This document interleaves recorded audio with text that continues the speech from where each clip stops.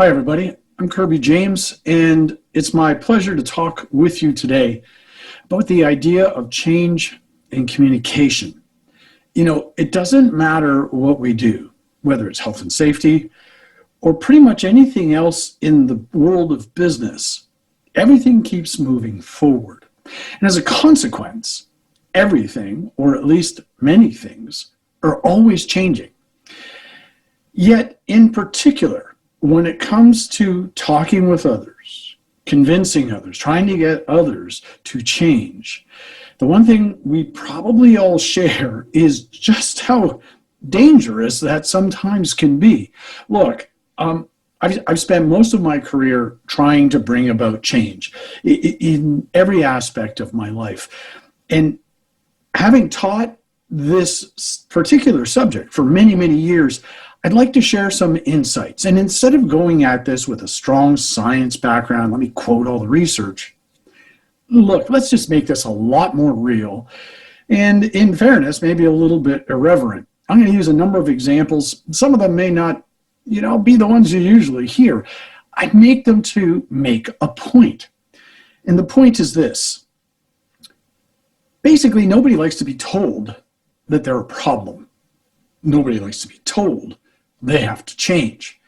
Yet when you stop and you think about it, that's almost too often the basis of communication about change. We're trying to solve problems, but if we're not careful, we can create new ones. So come along. Let's do this journey together. And I look forward to the Q&A session that's going to follow after this, because it's probably going to be a lot of fun. All right, you ready? Let's go. The mission that I've set for myself, for my business practice, is to help others realize potential. And for me, that's really a big part of this presentation. All of us, and I mean all of us, can get better at how we talk with other people about communication. I've made it, I don't want to say an obsession, but it's part of the DNA that I have, which is to constantly try to get better, find better ways to get things done. And communication is a big part of that. And if you hear me, just think about the benefits. A lot of people, look at constant change as if it has more problems than benefits. I see it the other way. The world is moving.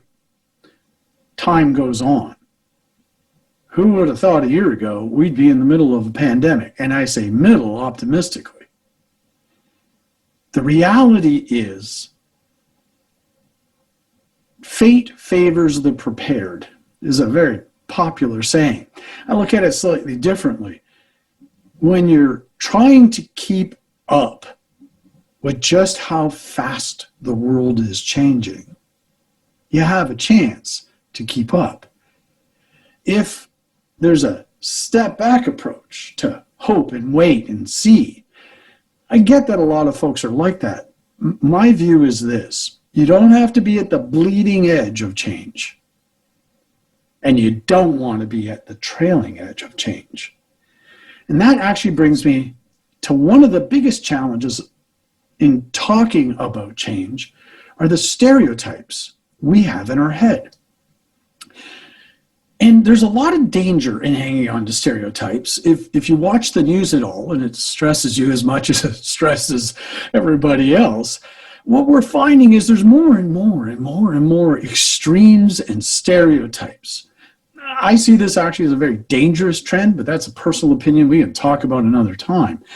When it comes just to changing communication, we know these stereotypes. You know them, I know them, and they look something like this. At the one extreme, we have what in this graphic is referred to as change junkies. It's someone with a new Apple Watch. They haven't taken the plastic off that sucker, and they're already looking at what the next one can do. Their hair, their food, their clothes. It seems that change junkies, in the stereotype, are just relentlessly changing for the sake of change without appreciation of the value of what we already have. Why go and do that? A lot of people would say. And I get that. And some people, I mean, they just get joy from it, but other people look at them as like, what the heck? Why are you never satisfied? Okay, I can understand that. But let's go to the other extreme, which are people we see stereotypically as change phobic. These are the people who, for whatever reason, don't want to seem to change anything ever, anywhere, anytime. It's the same wallpaper on the wall, the paint is the same, the car is the same, the clothes are the same, the hair, everything is the same. They don't seem to change anything in their life. And especially for the change junkies, this drives them nuts. It's like, how can you never change? How can you stay exactly the same? And there is the trap. The trap is that we think in stereotypes. That's just so dangerous, because the reality is the change junkies and the change phobic who do exist, let's say they make up 10%. You know what? I'll cut you some slack. They make up 20% of the world. Just think about that. That means the 80% is in between. And if they're in between, but we think about others as being this tiny extreme minority, we're lying to ourselves. Look, I told you this was going to be a bit of an irreverent session. Look, I think life is too short, and the pandemic maybe has ratcheted up my intolerance. Can we just cut through the crap? When we say everyone is that or everyone is that, it is so much BS that the BS is actually the biggest part of the problem. Yes, the world's a complicated place. I get that. Yes, the fact that there's 10 zillion steps between one extreme in this graphic and the other is complicated, and it doesn't make life simple. Yeah, deal with it. And the reason it's simple is because when we oversimplify, we will fall to stereotypes. When we fall to stereotypes, communication becomes almost impossible. If we just stay in the realm of health and safety and trying to bring about change that keeps people safer, if we fall and default to stereotypes, then we've lost the day before we've started. And it all starts up here with just the way we're processing the world. But let's go past this and really try to understand why the process of talking with others about change is so full of hazards. What is it? And the first one is this. You come up to somebody and you tell them they need to change, that's like walking up to a black belt and deciding you want to pick a fight. It's just probably not going to go well. Why would you do that? Well, here's the thing. We actually don't think we are. I'm going to dive into that in more depth. The second piece here, though, is a lot of times we're going through life and we keep actually repeating the same thing. If you've ever seen that old movie, Groundhog Day, we keep repeating and repeating and repeating and repeating and repeating the same patterns over and over again. And here's the truth. The only way to get out of an old pattern is to create a new one. And if that's true, then we have to see the patterns in how we communicate with each other to create new ones. And then the last thing here, and this is huge, arguing about the change and debating about whether you've done enough for the change and who's responsible and you didn't do what you were supposed to do last time. And that whole blame game thing, if the pandemic has taught us anything, is we see more people being who they are. We see more people doing what they want. And we see more and more and more people who are just done with excuses and debates. And can we just get on to make the world a better place, please? It would be really nice. I'd like that. I'm sure you would too. Let me dive into each of these in a little more depth. Think about the last time you were with somebody you know well. Maybe it's your partner, maybe it's one of your kids, maybe it's a parent or a friend, a work colleague, whatever, it doesn't matter. And I'm super simplifying here, but basically they said, you need to change. Our first reaction, our very first reaction often is the fists come up and we're ready to go. We get very defensive. Well, why is that? Well, gee, you're fat. You need to change that. Can you imagine what that sounds like to the person hearing that? If I were overweight and someone came to me and said, Kirby, you're fat, that's bad. You have a problem. You need to fix that. Whether it's accurate or not, the process of taking a finger and jamming it into somebody as a technique to bring about change, really, you think that's going to work? That's like walking up to somebody in the store who doesn't have a mask on and shoving them and telling them to put their mask on. How do you think this is going to go? It only can go two ways. The person is either passive and they retreat and they're full of apologies, but they're actually not going to change. They're just being passive to avoid the confrontation.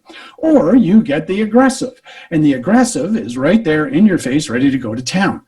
Well, neither of these are what you want, because if you're going to talk to somebody about change, you're talking to them because you want change. Well, them getting passive or them getting aggressive isn't change.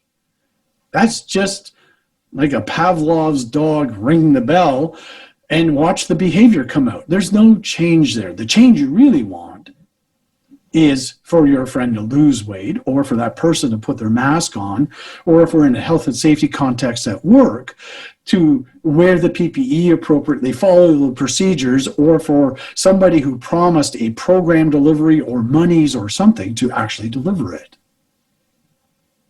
The point of talking with someone about change is to bring about the result. So if you're not going to come out with a finger and you're going to tell somebody you're a problem, you need to change, what do you do differently?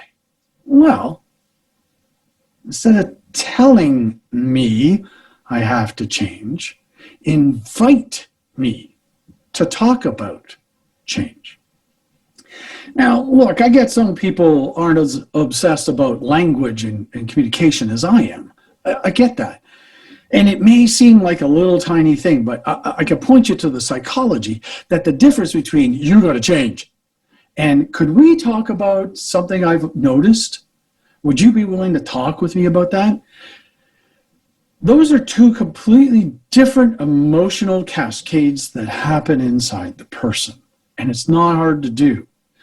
And what's the basic premise of this? Empathy. Empathy is our ability to take the time to try to understand where the other person is. What are they going through? What is their world like? I gotta tell you, personally, it's something I've been trying to practice more and more every day. As you go out into the world and we watch the way stress is rampant through the world, and it's true. I read something recently about incivility. Incivility, which is not being nice to other people in public, has spiked, not just in Canada, not just in the United States, not just in Europe, Taiwan, Hong Kong, Australia, all over the world, people are stressed. And we don't know what they're going through as the pandemic rolls on and on and on. And if you appear in their face and tell them they're a problem and they have to change,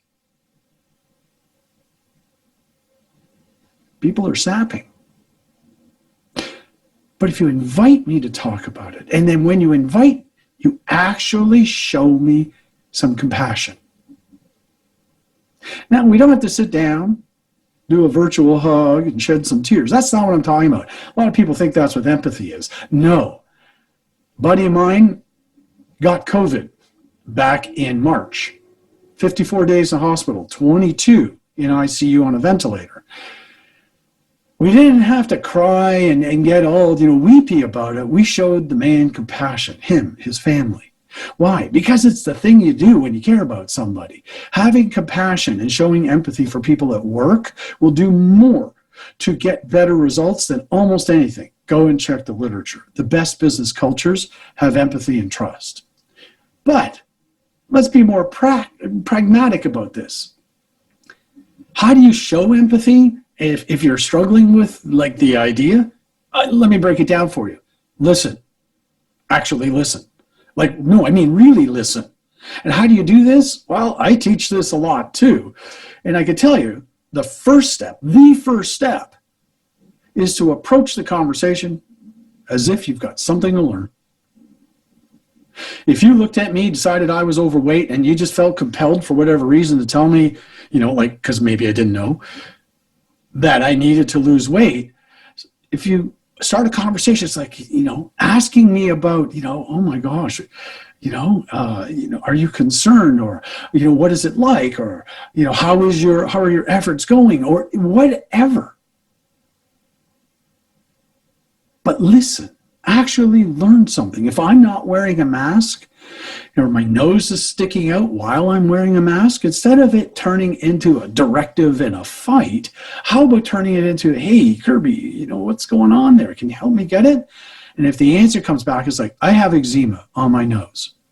This thing hurts my nose. It's painful. I go home at night, it's bleeding. It's like, wow, that would so seriously suck. Can you see the difference here? Immediately. Secondly, try to create a visual. So when you're listening to somebody, and this is one of the best ways I find it's easy to feel, find, have empathy for another person, is when they tell you their story, whatever it is to actually try and imagine it. Like, don't just, take it in and process it as if it's dry facts. Try to imagine what it's actually like to live that life. And then thirdly, if that was you, say, with eczema on your nose and the mask hurts, and you're constantly being told to put your mask on the part of your body that hurts, how would you want to be invited to talk about this? Really? What would it take for you to feel that you are actually being invited into a conversation instead of being told that? From here, though, that's good, yet it can get stuck. We talk about what's going on. We do a better and better job of listening. Oh, wow, you've got like eczema on your nose. That's terrible. Okay. But nothing may change. And the goal of this is all to cause change. So it's the next step in the journey. Well, the next step in the journey is to be able to see and detect patterns. That's huge, huge. And what is that really all about? Well, when you're in the middle, especially of an emotional or passionate conversation, it gets tough to see a pattern, but we all have them. We have patterns that go from here to there. You go to the grocery store. You're chatting with the clerk. The food comes onto the conveyor belt after it's been sanitized. You go through the process of getting stuff bagged and the conversations it takes to get to payment, and then you take your stuff and you leave the store. That's a process that goes from A to B. A lot of times, change conversations tend to go round and round, and nothing changes. Hey, Kirby, your mask is sticking out of your nose. Yeah, I know, my nose hurts. Well, could you please do something about that? Yeah, sure, I'll get right on that. You go like that, and the person turns around, the next thing they do that. Nothing changed. But if you look at that example conversation, you can tell it's not going to change because there was no conversation about what it's going to take. So how do you go about seeing patterns in conversation so that you can change them, make something different happen? Well, the first thing is that we have to have empathy going both ways. Let me explain that a little bit. Especially when it comes to health and safety, and especially for the things that are not easy to get changed. Number one on that list is behavior. But number two on that list is the bureaucracy of the place we work in. Yeah, I mean, let's face it, all workplaces, I don't care which one it is, they have patterns that are dysfunctional. things that people say they're going to do that don't get done. Well, if I'm, say, a health and safety professional and I'm out on, the shop floor or out on the job site and I see somebody not wearing their mask and I go to talk to them about it, and that person gets all feisty because, they don't like being told, last section, and I show them some empathy and I'm trying to move the needle here. If I don't get any empathy back, we're just going to fall back into that old way unless somebody's pretty darn generous. When, say, if I'm the person doing the job who's supposed to be wearing the mask and I'm the person being asked to change, if all I've got for the person talking to me is contempt, attitude, and yeah, whatever, dude, then the entire thing is going to break down. And the people who do that, and it cuts always, health and safety professionals, people on the management side of the house, people on the worker side of the house, people on health and safety committees, senior executives, I don't care. When empathy doesn't go both ways, and all you got is a finger, check, it's not the one you think, when that's what comes back, we're broken. We're broken. There's not a lot of risk to show empathy both ways. Think about it. If I'm a master carpenter and I'm on a job site and I'm doing what I have to do and I'm not wearing my PPE properly, and either my boss or my rep or somebody comes to me and says, hey, Kirby, could you, fix that? If all I've got for them is attitude, I am the problem. Because our ability to talk about what needs to change needs to be possible, not full of contempt. Not to bring my stuff and project it onto you, or the stuff I've got with my partner or my bank, or concerns I have about my brother who's been told he might have COVID. I can't go and transplant that onto you just because I can't give a crap. That doesn't work. Be part of the solution. Next, and this is the immediate thing that comes from it, is could we try and see all sides of the equation here? We've got regulatory requirements. We've got public health requirements. We've got employer requirements. We've got expectations from peers. Can we see the full picture? And when you can see the full picture, as complicated as it's going to get, what can actually come from that when we talk about how complicated it is we can actually talk about solutions, not run political agendas. Can we just get all the facts out and deal with the facts? And one of the facts may be that you're under a lot of pressure. Okay, well, just get the facts out. We're all under a lot of pressure. I feel your pain, man. I texted or I emailed a friend of mine who lives in Houston, Texas. And this was just before a hurricane came through and they're locked down in pandemic and. I mean, this friend of mine, she's severely stressed. And before we could get on to talk about the important stuff of work, we actually spent a reasonable amount of time talking about just how stressed everybody is. And it helps. It helps because A, it humanizes all of us. We get rid of that horrible T word, they, and it's you, and it's me, and it's us, and it's we. And that process transforms difficult conversations. The last part of this phase is to get actually to the meat of the matter, which is our ability to agree on what's not working.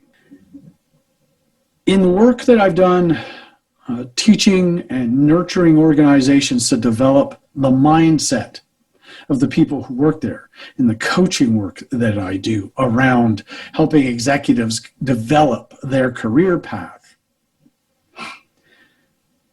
it always comes up that our mindset or our ego or whatever word you want to use for it can often get in the way. And I want to say, particularly when it comes to change,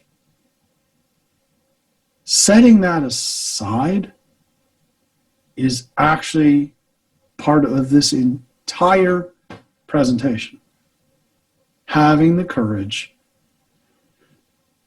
to just have real conversations and stop letting your little ego, like that little cartoon we had of the devil on the shoulder, could you just flick that sucker off your shoulder and don't let it run the way you react to situations. Look, health and safety, if it's about anything, it is the embodiment of a continuous improvement world. Why? Because we're always trying to get better. We're always trying to get closer to 100% safe. That's the goal. And it's such a tough goal, and it changes every day. That is tough enough. Health and safety is about change, and it's about talking with other people about change. That's why don't show up with a finger in somebody's face. That's why we need to be able to have real open conversations where we find patterns and we start to talk about what's not working, because that's the only way we get to the last step in this process. And that is get rid of the yeah buts. Yeah, but. Delete it. Delete it from your language. My son, who's just started university, we have been working really hard to help him break the habit of yeah, but, since he was a little kid. And it's not just a language game. It's a way of going past this idea of making excuses, which are just that, excuses. Which, if you really examine them and you look underneath, they're just nothing but BS. They don't hold up. The dog ate my homework. Really, it's the dog's fault. Look, we need to get past this stage of talking about change where an excuse is rolled out. No debates. Can we just focus on what we really want? And health and safety is hard enough. When we actually take this step and we now move from don't pick fights, actually listen to each other and try to figure out the patterns of how the way we're going about trying to make this better keeps breaking down, then we can get here. If we've done those first two steps, we get here. And where is here? Truth. Now, sometimes the truth is I'm opinionated. Sometimes the truth is my opinions are wrong. That's just the truth. And in order to bring about change, in order to make workplaces safer, in order to be able to talk about the process of change, we need to get to this place. And this place is where you learn to be comfortable with being uncomfortable. Seriously. When I went through my Lean Six Sigma black belt training, it surprised me. I thought it was going to be about the process of continuous improvement. And thanks to the fellow running the program, he made probably about 25% of the program all about this issue, about learning how to get comfortable with talking about uncomfortable truths. And what it taught me was the power of learning to tell uncomfortable truths. Because you see, the better you can get at that, the more you can have conversation about change that actually results in change. Without it, you end up in the yeah but world, in the excuse world, in the BS world. And what you find is, in fact, there isn't that much change happening. What there is a lot of blah, blah, blah. No, yeah, sure, I'll get on that. No, you're not. So what does this actually take? Well, some of what you expect and some of what you might not expect. The whole point of being able to talk about the reality, the truth of what's going on here, Coming out of the last segment, if I go back to it, let me just go back, is no excuses.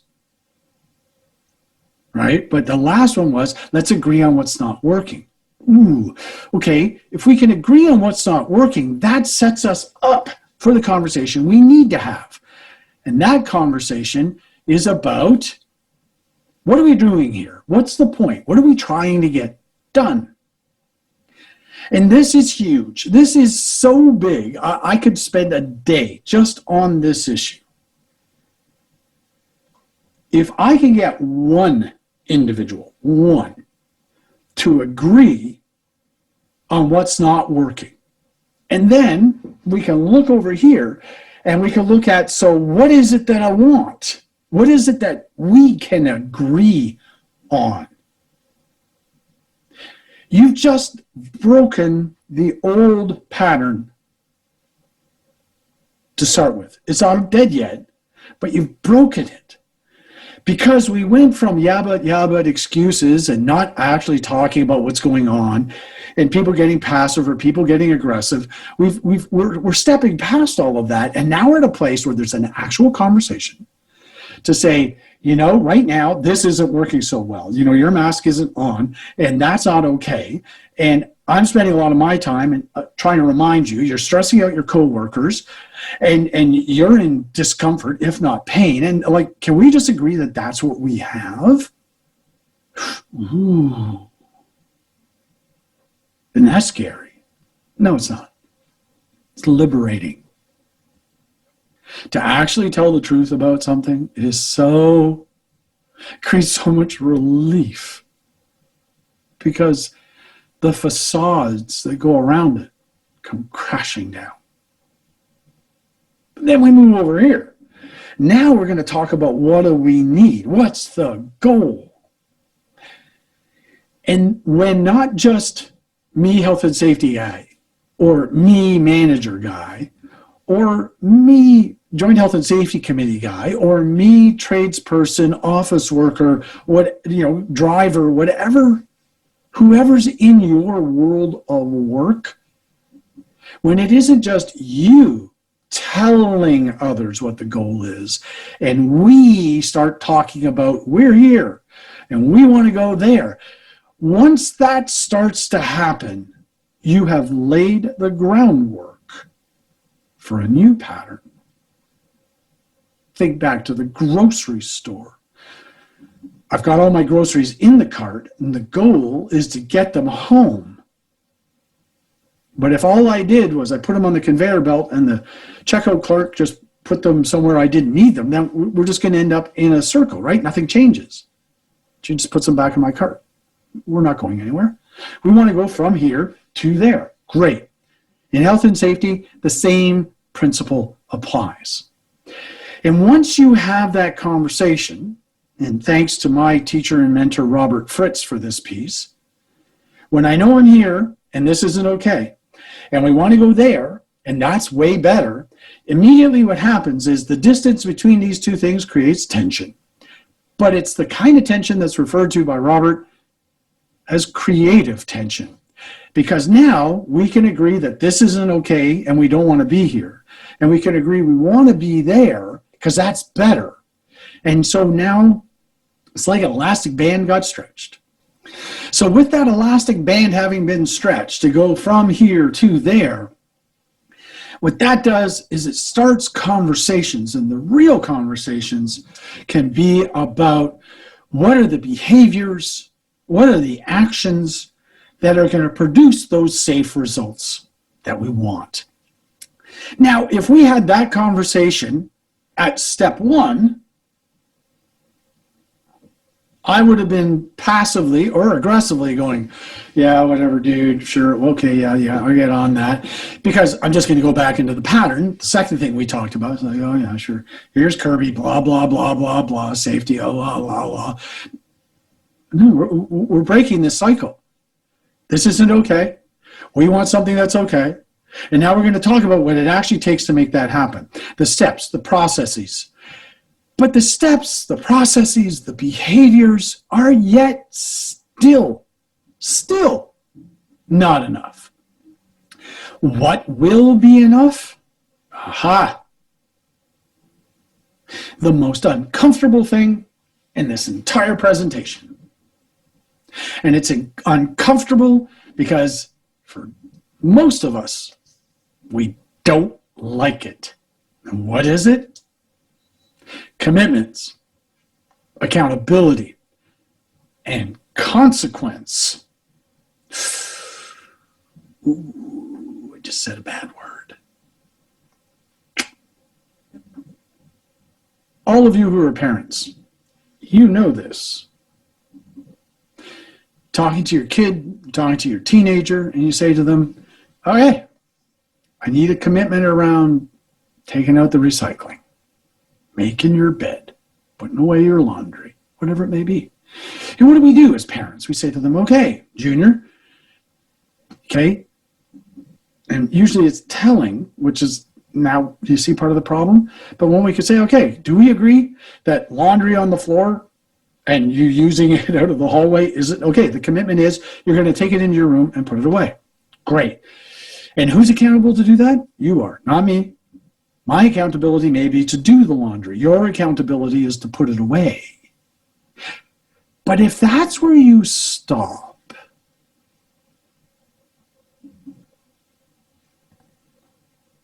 and people break their commitments, they don't live up to their accountabilities,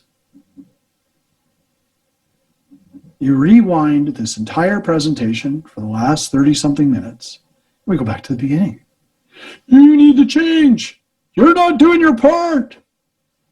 You know, to which the immediate reaction is, well, you see what I'm saying? That's the trap. How do we break the trap? There's a conversation about consequence. What happens when not just me, you or anybody here doesn't live up to their commitments? And if it's just an apology, believe me, that one's going to get really tired really fast. Oh, hi. Yeah, I know I had my big commitment, and I know it was my accountability, and I didn't deliver again. Oh, I'm so bad. I'm bad. My bad. Even with no excuses, after about the second or third time, we're going to be really done with that. Because what have we done? We went back to the last section of this presentation, and we've gone back into a circular pattern. Folks, life is short. Can we please stop going around in circles that do nothing? I have no doubt that everybody listening to this presentation wants to go home safe, wants everybody they work with to go home safe. They want the pandemic to be over. They want their workplace to get back to normal. We want to get back to the business of trying to be more successful and safe and have a nice place to work and make a good living. And maybe if you're ambitious to move up in your career, whatever it is, as long as we stay stuck in this dysfunctional cycle of pointing fingers, blaming, accusing, getting into these dysfunctional patterns, we're in purgatory or worse. So what are those consequences? What are those commitments? What do those accountabilities look like? Well, that's always workplace specific. I'll give you a quick example. I was collaborating with a consulting firm. The commitment was between that consulting firm and a client. The accountability was on me to do research using client data and deliver a result that satisfied the client. Pretty normal. Now, the truth is, the client sent really bad data, and they actually overstated the data they had. And as I was crawling through the data, trying to create the result that was needed, I knew in the pit of my stomach that, quite frankly, we weren't going to cross the finish line. But I thought, man, maybe it'll be good enough, because if the client thinks that's good data, they may think this is a good report. It was a stupid thing for me to do, okay? I admit it. The report went to the client, and the client, oops, they weren't satisfied. And what was fascinating was I had a conversation with the consulting owner, and he and I sat down, and we went through basically this construct, exactly what I'm telling you about here today. And it went really well. Was it comfortable? No.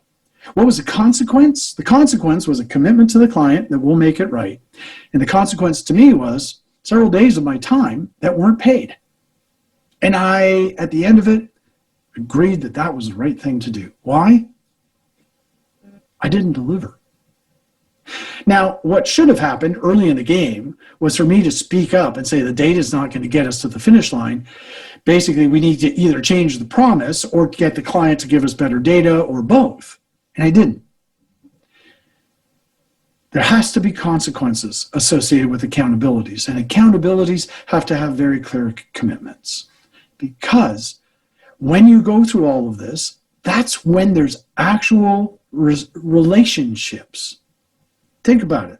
In the relationships that matter in your life, there's consequences if you don't live up to your accountabilities.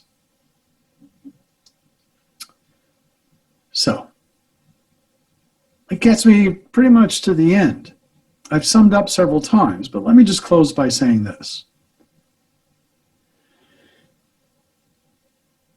Health and safety has one of the most beautiful goals when you think about it, right in there with healthcare workers and people looking to make the environment and societies better.